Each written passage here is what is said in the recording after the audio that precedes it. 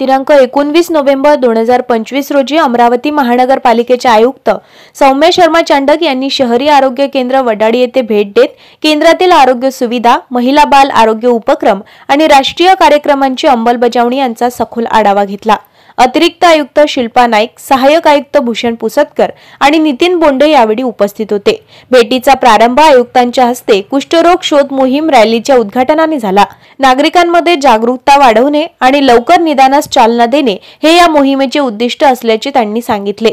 यानंतर आयुक्तांनी गरोदर मातांची तपासणी, प्रस्तुतीपूर्व आणि प्रस्तुतीनंतरचे आरोग्य निरीक्षण, लसीकरण मोहिमेची प्रगती यांचा तपशीलवार आढावा घेतला। आरोग्य कर्मचाऱ्यांनी संबंधित नोंदी, रजिस्टर सादर केले। सुरक्षित प्रस्तुतीनंतर दवाखान्यातील सुविधा वापरण्याची जनजागृती सातत्याने करावी असे स्पष्ट निर्देश त्यांनी दिले।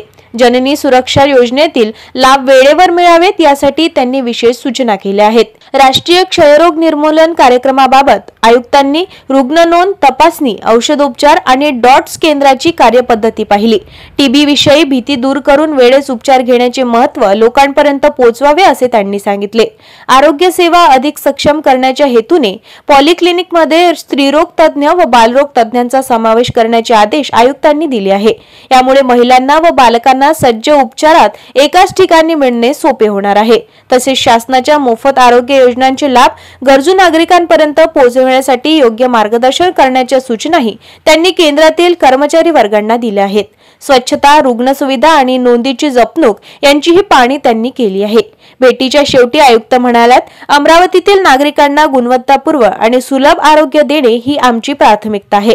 प्रत्येक आरोग्य केंद्राने कार्यक्षमतेने काम करून सर्व योजनांचा लाभ नागरिकांपर्यंत पोहोचवावा।